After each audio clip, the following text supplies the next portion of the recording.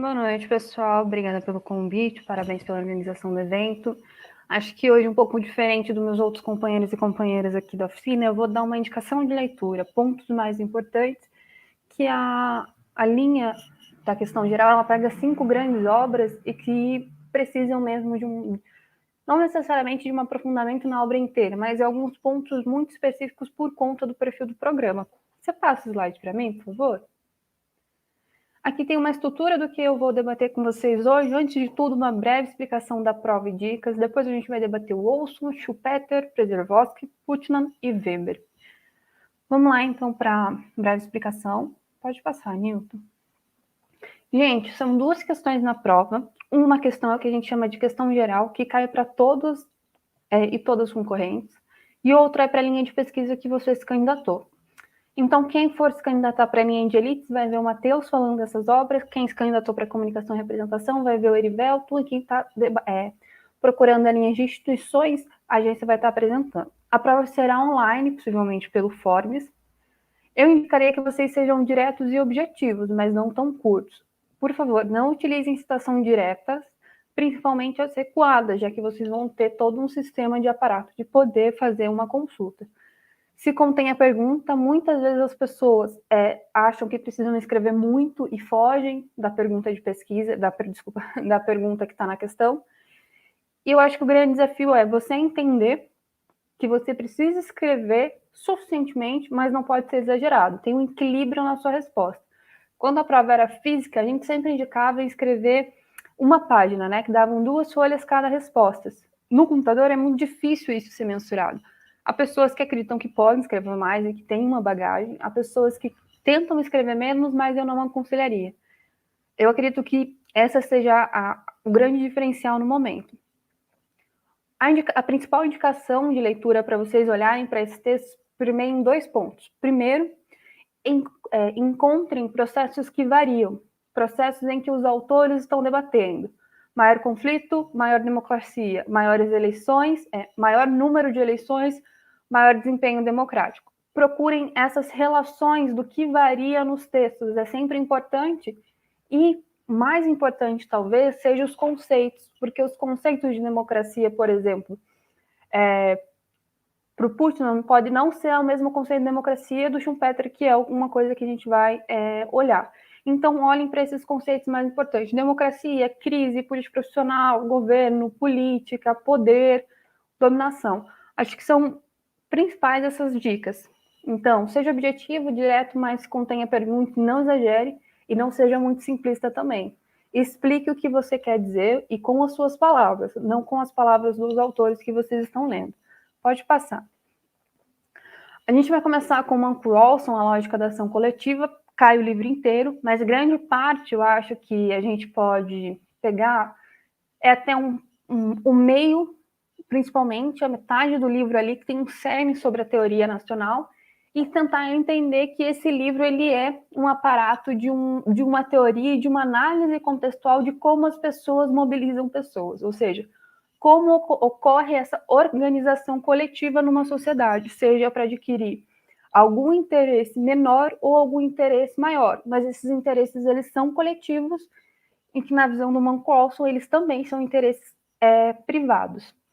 Então, uma questão importante é tentar entender que existe uma teoria por trás disso, que o Manco Rawlson vai debater, e existem 2 variantes dessa teoria, a informal e a formal. A grande diferença entre elas é que uma acha que a noção de se organizar em grupos, em organizações, é uma coisa primitiva, que seria a informal, e a formal, ao contrário, acredita que essa organização, esse modelo de organização que a gente vem tendo, ela veio por um avanço, por uma modernização da sociedade. Por isso vai haver 2 parâmetros importantes no debate do Manco Rawlson, que é grupos pequenos, eles tendem a recorrer a alcançar os seus interesses coletivos sem precisar recorrer à coerção, diferente dos grandes grupos. Esse slide vai ser passado pela organização para vocês acabarem consultando. Coloquei mais coisas no slide para vocês olharem depois do que para eu utilizar agora. Pode passar, Nilton.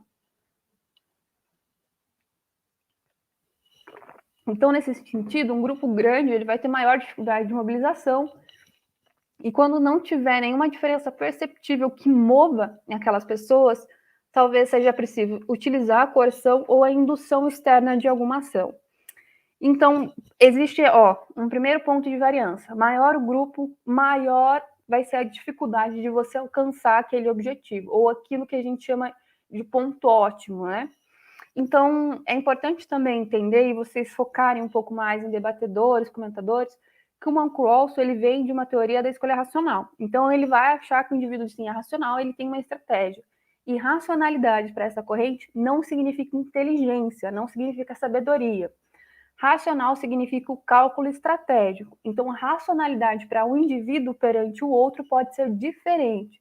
São métodos de análise da unidade do indivíduo ser a pessoa, mas o conceito racional aqui não é o conceito comumente utilizado que a gente vem adquirindo da psicologia, da psicometria, de achar que racional é ser o nível maior de inteligência. Então, tomar um pouco de cuidado, porque caso caia isso pode ser um ponto que muita fragilidade na resposta de vocês. Então, como o Malcolm vem dessa corrente, para ele o indivíduo racional é aquele que busca realizar os seus objetivos por meio de coisas eficientes e efetivas. Então, ele vai calcular o que lhe dá o maior benefício, estar num grande grupo ou num grupo pequeno. Para isso, ele vai entender que pessoas que entenderam grandes mobilizações tendem a se aproximar de pessoas que não tiveram, e aí é o que eles vão chamar de maior a participação, maior o privilégio. Mas, enfim, existe um âmbito muito atrás, mas eu daria esses 4 pontos importantes. Entender o que é o indivíduo racional para o Cross, a diferença de um grupo grande e de um grupo pequeno, entender o custo de cada um, entender a variância entre eles. Existem 2 textos de comentadores, um é do João Alfredo Campos Melo Júnior, e outro é do Wagner Pralo Mancuso. O do Mancuso foi publicado na Lua Nova, o do Melo Júnior no Pensamento Plural. Esse slide vai com vocês, mas se quiserem, dê um print. E outra dica fundamental: antes de irem para os textos, essa é uma dica para quem não teve contato com a obra. Se você não é da ciência política, não é das ciências sociais, ou talvez seja, mas não teve contato com esse texto, li os comentadores antes e depois dá para o texto. É importante para entender e se localizar, porque tem muita coisa por trás dos textos que não estão ditos ou escritos meramente no texto. Ali vai ter só o pensamento do Olson, mas existem outras coisas que acumularam no Olson para a gente entender o que ele quer dizer ali. Então, acho que seriam 2 comentadores importantes para ler antes de ir para a obra direta. Vamos para outro autor, que aqui vai ter que ser bem rapidinho mesmo. Schumpeter, gente, ele cai só a parte 4, que é a parte entre a crítica ao socialismo, né, o socialismo e a democracia. O Schumpeter, ele era de uma vertente muito econômica, então ele entende a democracia como um procedimento técnico de realização de eleições. Ele critica muito o socialismo porque ele entende que o socialismo prima, que o Schumpeter ele priva o indivíduo de suas vontades e que o socialismo ele pode obter sim um meio que coage o indivíduo a estar numa situação que ele não queira. Uma das críticas que ele faz isso é que ele teria dúvida se todos os socialistas defendem um crédito democrático, né? Ele vai dar o exemplo da comunidade socialista de um partido e principalmente do sistema russo. Eu acho que é muito importante vocês entenderem essa crítica, não porque vai cair na prova, mas porque vocês vão entender que é um ponto muito divergente entre a democracia participativa, que é de uma outra corrente, com a democracia representativa, que é a corrente onde ele está. Então, entendendo isso, o Schumpeter vai precisar dialogar com a gente coisas que são necessárias para o que ele entende como democracia. Principalmente o direito ao voto. Então, todas as pessoas precisam ter o sufrágio universal, né? Porque para ele, a democracia é um método político, ou seja, é um arranjo institucional por meio da onde as pessoas decidem a vida pública, decidem coisas políticas. Por isso que é uma democracia representativa. O povo não participa diretamente. Pode passar o slide para mim, Nilton? Para ele, a democracia participativa ele acontece em pequenas sociedades e sociedades primitivas. Então, com o desenvolvimento da história humana e com a modernização política, isso já não é mais possível, porque a gente está em grandes cidades no sentido de população. Muito difícil hoje, pequenas cidades, claro, existem pequenos casos em que isso acontece, mas pela vertente do Schumpeter isso não seria tão possível. Entendam o que ele vai querer dizer sobre o processo de governo, como ocorre, quem elege quem e qual é a função de quem durante o texto, porque no final a gente vai entender que a grande ideia do Schumpeter é que o papel do povo é formar um governo, e é esse governo quem vai governar. Então, existe um amplo debate que continuou depois do Schumpeter, e é por isso que ele se torna tão importante nesses processos seletivos, que é o papel também da massa, que é possível que seja uma questão também, que seria uma ótima questão de entender qual é o papel da massa em uma democracia. Para o Schumpeter, o papel é um papel de eleição, é um papel de formular governo, porque se ela participa diretamente, isso é um ponto muito delicado e negativo, porque o cidadão típico, ele tende a ser preconceituoso e ele tende a ter aqueles que ele chama de impulsos irracionais. E aqui, novamente, tomar cuidado com o conceito de racional e irracional. Para o Schumpeter, impulsos irracionais não são impulsos burros ou impulsos errôneos, são impulsos onde a pessoa vai tomar uma decisão que vai prejudicar ela mesma. Eu vou votar no Bolsonaro e depois o Bolsonaro vai subir o valor do gás a R$ 120. Isso é um impulso irracional. Num sentido, para o Schumpeter, ok, isso foi legítimo porque foi o direito ao voto. Mas isso foi só um exemplo de impulso racional. Eu decido algo que me prejudica. Isso é um impulso racional. Então, tomar cuidado quando vocês vão escrever sobre racionalidade perante esses autores que são de correntes mais pragmáticas. Pode mudar, Milton, para mim, por favor? E existem 4 condições para que esse método democrático funcione. O primeiro, precisa de material humano. Para o Schumpeter, existe uma competitividade na democracia. Então, para que a democracia ela seja efetiva no meio dessa competição, precisa ter várias pessoas para conseguir organizar toda essa decisão que vai ocorrer.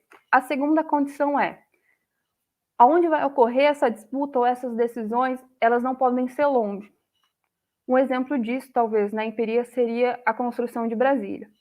Terceiro ponto de condição. A burocracia, as pessoas que são contratadas pelo Estado para ajudar esses políticos, eles precisam ser muito bem treinados, talvez até especialistas.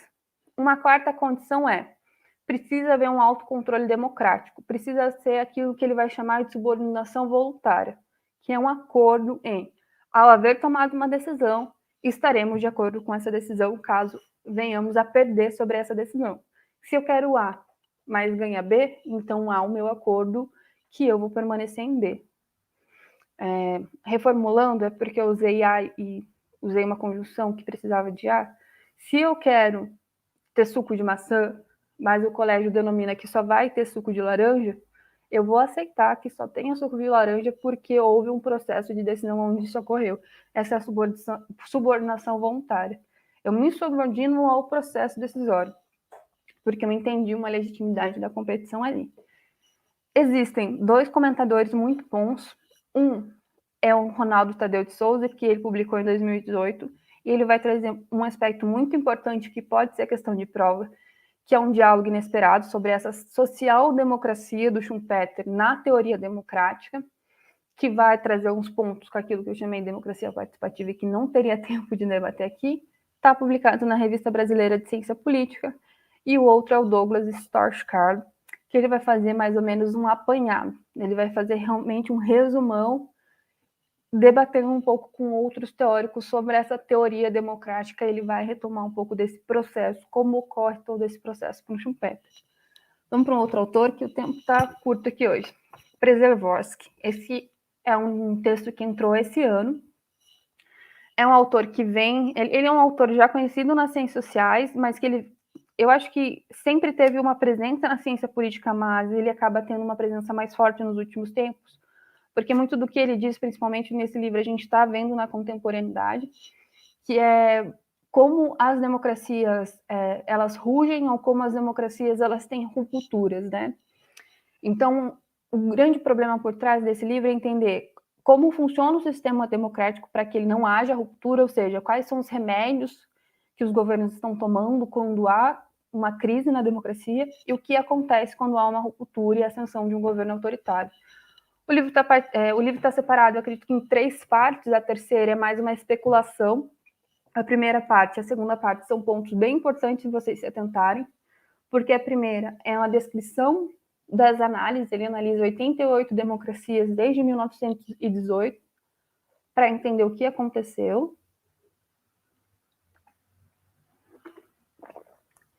E ele usa 4 exemplos que é muito importante vocês se atentarem e detalharem e lerem e relerem se caso caia Przeworski. Primeiro são as rupturas democráticas que acontecem no Chile e na Alemanha. O que aconteceram ali para que houveram rupturas democráticas, ele faz uma descrição de passo a passo, ou seja, da etapa a etapa histórica do que aconteceu até a ascensão de Hitler na Alemanha. E o segundo são remédios que ele chama de remédios institucionais que foram encontrados pela França e pelos Estados Unidos para não ter um governo autoritário. Então, eles acharam remédios institucionais para continuar a democracia quando ela esteve em crise. Ele vai entender, no início ele vai começar a se perguntar, pouca capacidade, estabilidade econômica, sistema presidencialista e pouco tempo democrático, ou seja, uma democracia que se estabeleceu há pouco tempo geram rupturas democráticas, vai ver que não é bem assim. Mas esse é um ponto que vocês precisam destrinchar no texto, porque sim ou porque não. Ele vai dizer que essas condições somente não é bem assim, mas elas têm muito mais por trás, que é um arranjo institucional que vocês precisam se atentar. A segunda parte é uma mão cheia para o perfil do nosso programa, porque é onde ele vai detalhar mais ou menos as variáveis do que ele encontrou nesse primeiro capítulo. Então, o primeiro capítulo é uma descrição dos casos em que ele analisa, e a segunda parte é uma análise das variáveis que ele acha que podem influenciar. Então, por exemplo, ele acha que as crises democráticas contemporâneas ou atuais, elas estão acontecendo por 5 pontos. Primeiro, está tendo muita proliferação de partidos populistas em vez dos tradicionais, partidos de carreira. Segundo, não está tendo mais confiança na política ou no sistema político. As instituições estão sempre em xeque pela população. Terceiro, a população não está indo votar. Quarto, cada vez mais a população não está apoiando a democracia. Quinto, há uma forte e intensa polarização política. São 5 sinais que acontecem no Brasil e são 5 sinais que aparecem no livro, então são 5 coisas que não são difíceis de relacionar, e aqui não é gravar, é relacionar com a realidade brasileira para você aprender essas variáveis que ele analisa nesse contexto. Pode passar para mim? Obrigada, Nilton.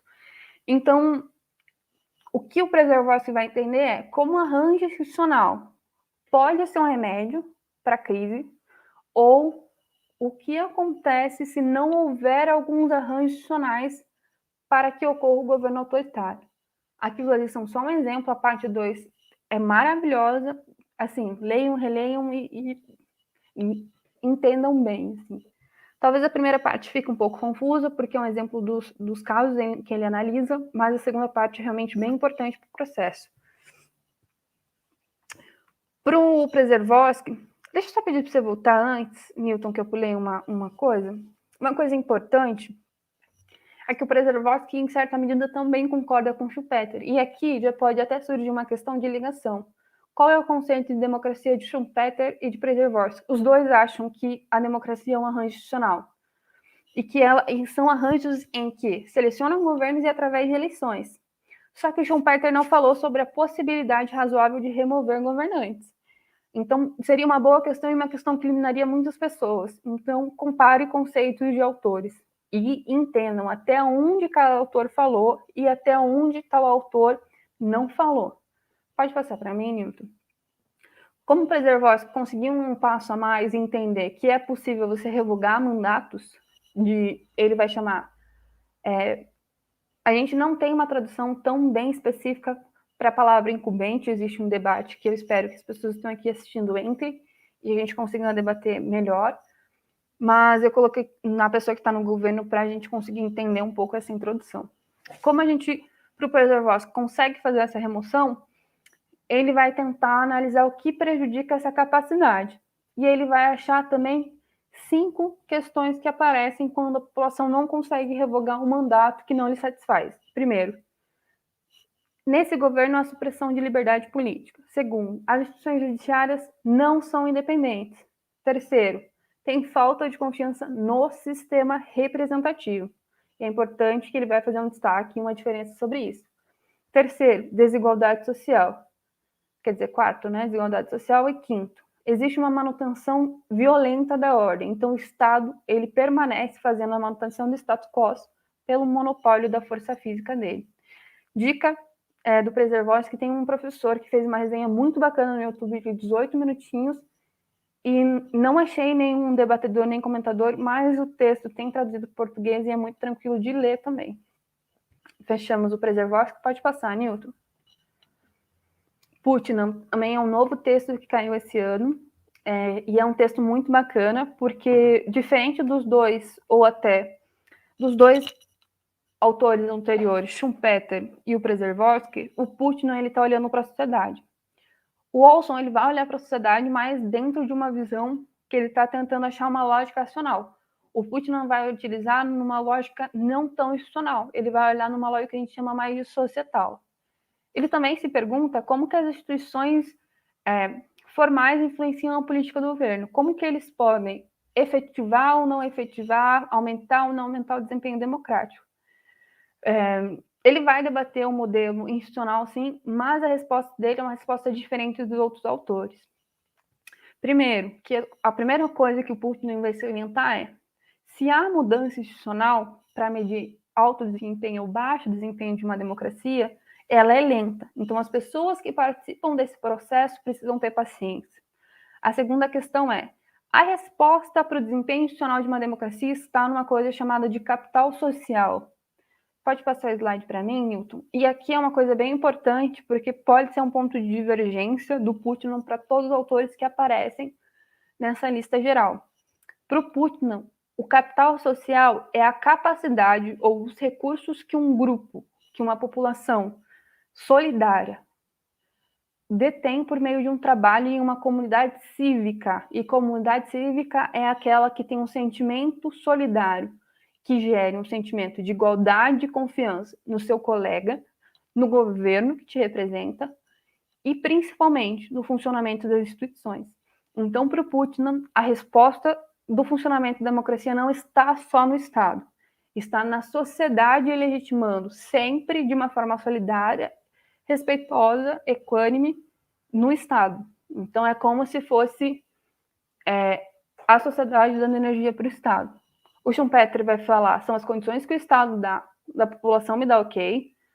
O Preservoski vai dizer, olha, é mais do que só dar ok, tem que ter umas condições sociais e econômicas, e o Olson não está pensando nisso, ele está pensando como que a sociedade se organiza. Dica do Putnam tem o próprio ResearchGate dele, que é uma rede social de cientistas, que ele deixa essa publicação, deixa esse livro lá, e existe um professor que maravilhoso, que é o Cláudio de Lima, que ele é um professor que ele fez um PowerPoint de 43 lâminas, explicando pontos principais da obra do Putnam, que é uma obra recente para os que a gente chama de clássico, e tem pontos muito importantes ali. E um ponto tão importante quanto é entender, já que ele vai falar desse capital social, como que as pessoas participam da política. Elas votam, qual é a preferência delas, elas vão se informar na leitura do jornal para tentar entender que as coisas estão funcionando, depois elas se associam em grupos e geram um sentimento de solidariedade no trabalho e tudo mais, e por fim elas comparecem referendando todo aquele trabalho coletivo.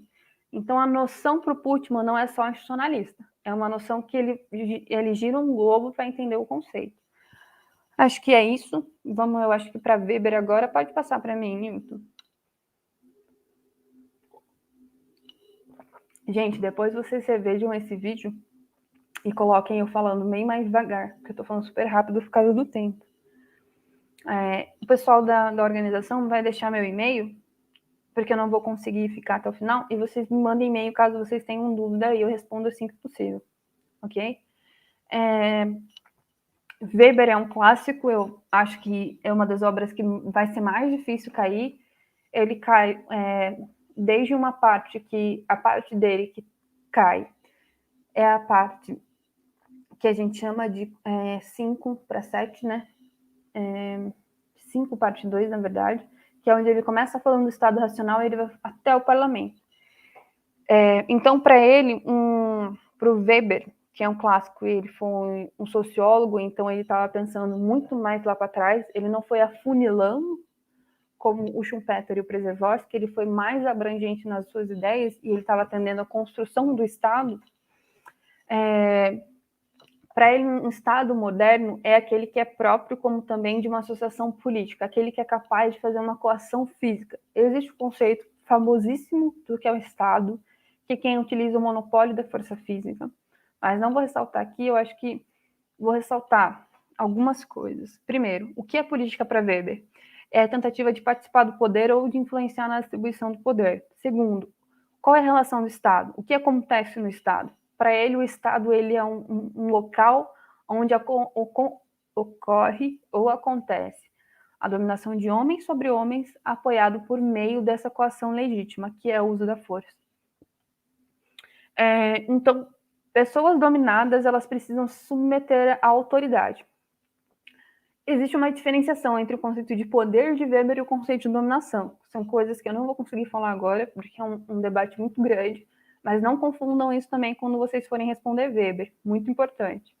Existem 3 conceitos de dominação, que é a dominação tradicional, carismática e racional. A carismática é pela capacidade de conquista da carisma, da simpatia do líder. A racional legal é pela estrutura burocrática ou pelas leis ou pela informação de um processo. E a tradicional é pelas tradições societais, né? Ou da sociedade, como a gente sempre dá um exemplo da religião, que seria um líder como um pastor. Quando ele vai analisar mais o funcionamento desse Estado, ou como ele corre, ou como ele acontece, ele vai ficar um pouco conhecido por ser um cara que prezou muito pela burocracia do Estado. Então, para o Weber, deveria existir uma burocracia a par da política e que ficaria responsável pela sua manutenção. Isso iria fortalecer o capitalismo pela competição. Então, para ele, o Estado moderno está até ali embaixo. O Estado moderno, ele é como se fosse uma fábrica. Cada pessoa existe em sua tarefa, existe uma divisão do trabalho onde cada um tem a sua parte. Acho que tudo bem até aqui, pode mudar de slide para mim. Outro ponto importante, eu vou retomar a burocracia daqui a pouquinho, mas dando intervalo, um ponto de pergunta que poderia também ser é como o Weber entende a política como profissão. E existem 2 formas, né, muito clássicas. Aquela para a pessoa que ela vive para a política, então ela tem que ter um tempo e ela não precisa parar a política, quer dizer que eu não recebo da política, eu tenho uma economia ou eu tenho um sustento independente da política, do qual eu posso olhar para uma política como uma vocação. E viver da política é viver da política no sentido de eu sou um profissional e eu recebo por prestar um trabalho para a política. Então, é muito importante vocês destrincharem bem isso no texto. O funcionário especializado, o cara burocrático, voltando a esse ponto, como ele tem a função de preservar o Estado, ele não pode atuar com ódio, com emoções. Ele precisa controlar e ele precisa ser preparado para isso. O político não. Ele vai montar voz, ele vai ser emotivo, ele vai brigar por decisões políticas. Mas o burocrata, que é o que a gente chama hoje, ele obedece em ordens. E ele faz a manutenção do Estado. Outro ponto importante, que pode ser um ponto de pergunta bem bacana, é o que são partidos políticos e organização partidária, é até o nome de uma sessão nessa parte do texto.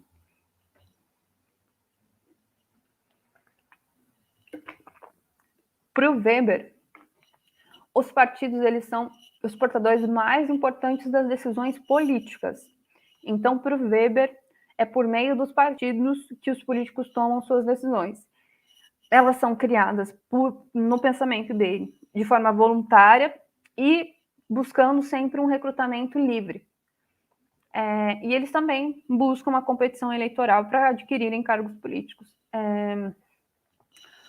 Porém, no advento, na construção do Estado moderno, os partidos políticos podem seguir um caminho a se tornar 2 coisas. Ou organização de patronagem de cargo. Eu tenho partido e eu tenho X deputados, eu voto na sua emenda, você me dá X cargos. Ou são representantes de ideologia. Eu não quero trocar cargos, eu não concordo com a sua proposta porque afeta o que eu acredito sobre o bem-estar social. Não acredito na privatização, eu acredito na privatização independente se você tem cargo para me dar ou para não me dar. Então ele acha que vai tomar esses dois rumos e ele vai explicar e ele vai fazer a argumentação do motivo dele e tem explicações e exemplificações de processos históricos ali. Importante salientar nesse processo. Último, eu acho que deve ser a última lâmina para mim, Milton, por favor. O Weber, nesse sentido, ele tinha uma forte ligação com aquilo que a gente vai denominar hoje em dia como parlamentarismo, né? Para o Weber, as pessoas que vivem para a política, elas vivem a vida dela, elas se dão para isso. E elas vão sempre buscar um fortalecimento de uma instituição que dê a manutenção daquele cargo e daquela possibilidade. Então, desse jeito, nesse processo, o que o Weber vai chamar de democracia parlamentar, e vocês precisam entender o que é isso e da diferença de uma democracia que vai olhar para outros âmbitos, a democracia parlamentar que ele está olhando é a concorrência intra-estado, o momento onde as decisões políticas ocorrem. Para essa democracia parlamentar, os parlamentares eles não vão continuar tendo recrutamento livre quando eles olharem ou eles identificarem que existe uma ameaça ao poder do parlamento. Então, se houver um líder em que acha que o poder executivo precisa ter mais poder do que o parlamento, não vai haver esse recrutamento de forma espontânea, como iria ocorrer. Eles vão achar outras estratégias. Então, para o Weber, existe um ponto muito em comum com o Schumpeter, é que as massas não no sentido negativo aqui, mas no sentido operacional. As massas não participam tão ativamente da política. Então, nesse sentido, não são as massas que geram líder. Como o Schumpeter disse, para o Schumpeter as massas dão ok para quem vai governar. Ótimo, tá aqui ok. E ele não fala desse processo, de como acontece esse processo. O Weber vai falar. O Weber fala que não são as massas que geram líder, mas é o líder que vai reunir um grupo de pessoas e vai convencê-las que é um líder por uma demagogia. E para o Weber também é perigoso a participação da massa na democracia pelas questões emotivas. O Schumpeter vai olhar para uma questão de irracionalidade e o Weber vai olhar para uma questão de emoção. Então, existe uma coisa que o Weber ele acaba sendo muito criticado pela corrente da teoria democrática participativa, que é quando ele acha que está tendo muita participação na rua, ou aquilo que ele vai chamar de democracia na rua, que são muitas pessoas na rua e agitação, na verdade isso é sinal de um parlamento fraco, da ausência de um partido organizado racionalmente. Então, é outro ponto também que pode cair. Coisas próximas, né? Conceito de massa entre Weber e Schumpeter, conceito de democracia entre Putnam, Przeworski e Schumpeter, noção de ação coletiva entre Putnam e Alstom, noção de poder entre Weber e Schumpeter e noção de elite entre Weber e Putnam. Acho que são pontos importantes. Enfim, gente, não sei se tem mais um slide, Newton, quer tentar ver? É isso mesmo, tá aqui meu e-mail. Se tendo alguma dúvida, manda lá. Muito, muito obrigada e desculpa o tempo, gente. É isso.